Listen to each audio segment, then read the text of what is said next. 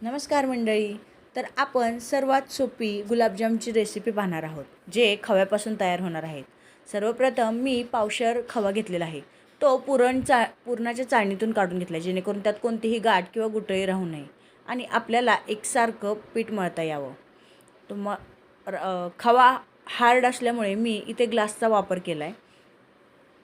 त्यानंतर तो मी एका ताटामध्ये ट्रान्सफर केला आहे आणि त्यात 2 चमचे मैदा आणि थोडीशी पिंच खाण्याचा सोडा आणि त्यात एकदम थोडंसं पाणी ॲड करून ते मिक्स करून घातलेलं आहे आणि ते पीठ एकदम मऊसूत मळून घेतलेलं आहे.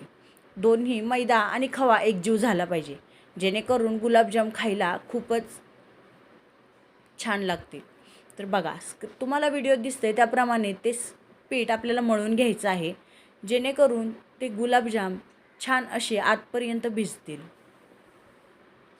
त्यानंतर मी एका पातेल्यात 3 मध्यम आकाराच्या वाट्या साखर आणि 1.5 वाटी पाणी ठेवलेलं आहे. तर दुसरीकडे मी तेल गरम करायला ठेवलं आहे आणि त्याचवेळी मी त्या पिठाचे गोळे देखील केलेत. मी मध्यम आकाराचे केलेत.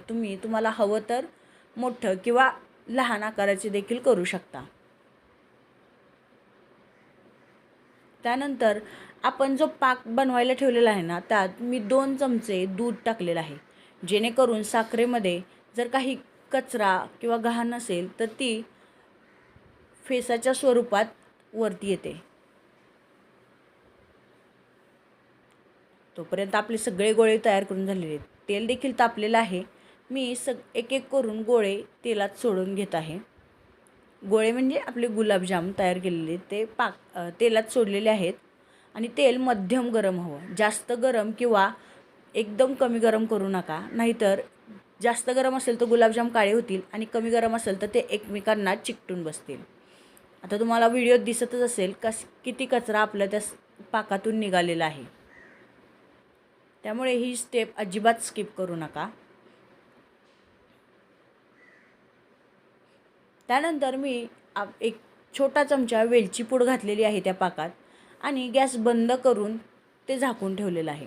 त्यानंतर मी सगळे गुलाबजाम तळून घेतलेत आणि त्यानंतर तो पाक गाळून त्या गुलाबजामवरती ओतला आहे, जेणेकरून त्यात अजून काही घाण असेल तर ती बाजूला निघेल.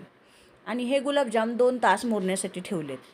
2 तासानंतर ते एकदम रसरशीत आणि मऊ होतात. त्याचबरोबर खायला एकदम टेस्टी लागतात. चला तर मग ही रेसिपी कशी वाटली मला कमेंट करून नक्की सांगा. भेटूया पुन्हाच अशा एका नवीन रेसिपी